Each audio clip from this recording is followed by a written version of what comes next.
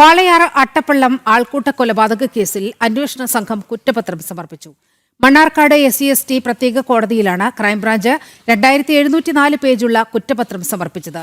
6-ാം പ്രതി ജാമ്യത്തിൽ ഇറങ്ങി തൂങ്ങി മരിച്ചിരുന്നു. നിലവിൽ 8 പ്രതികളാണ് കേസിലുള്ളത്.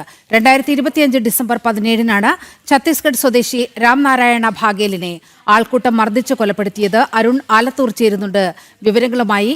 അരുൺ, ഈ കുറ്റപത്രത്തിലെ പ്രതികൾ ആരൊക്കെയാണ്? ഒപ്പം ഇവർക്കെതിരെ ചാർത്തിയിരിക്കുന്ന കുറ്റങ്ങളും എന്തെല്ലാം?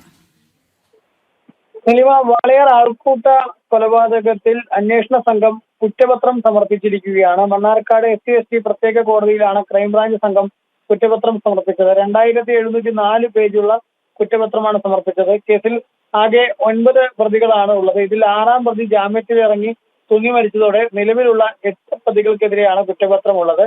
82 സാക്ഷികളാണ് കേസിലുള്ളത്. ഡിജിറ്റൽ തെളിവുകൾ ഉൾപ്പെടെയുള്ള വിവരങ്ങളും കുറ്റപത്രത്തിലുണ്ട് എന്നുള്ളതാണ്. 2025 ഡിസംബർ 17-നായിരുന്നു വാളയാർ അട്ടപ്പള്ളത്ത് വെച്ച് ഛത്തീസ്ഗഡ് സ്വദേശിയായ രാംനാരായൺ ബാഗേലിനെ ആൾക്കൂട്ടം ആക്രമിച്ച് കൊലപ്പെടുത്തിയത്. ഏതായാലും കൃത്യമായിട്ട് ഈ 2704 പേജുള്ള കുറ്റപത്രത്തിൽ ഈ ആൾക്കൂട്ടം ഈ ഒരു വ്യക്തിയെ ഇവിടെ കാണുന്നു, വാളയാർ അട്ടപ്പള്ളം പ്രദേശത്ത് കാണുന്നു. അതിനുശേഷം ഇയാളൊരു മോഷ്ടാവാണെന്ന് ഉൾപ്പെടെ ആരോപിച്ചുകൊണ്ട് ആക്രമിച്ച് കൊലപ്പെടുത്തുകയായിരുന്നു എന്നുൾപ്പെടെയുള്ള കാര്യങ്ങളാണ് കുറ്റപത്രത്തിലുള്ളത്. ശരി അരുൺ.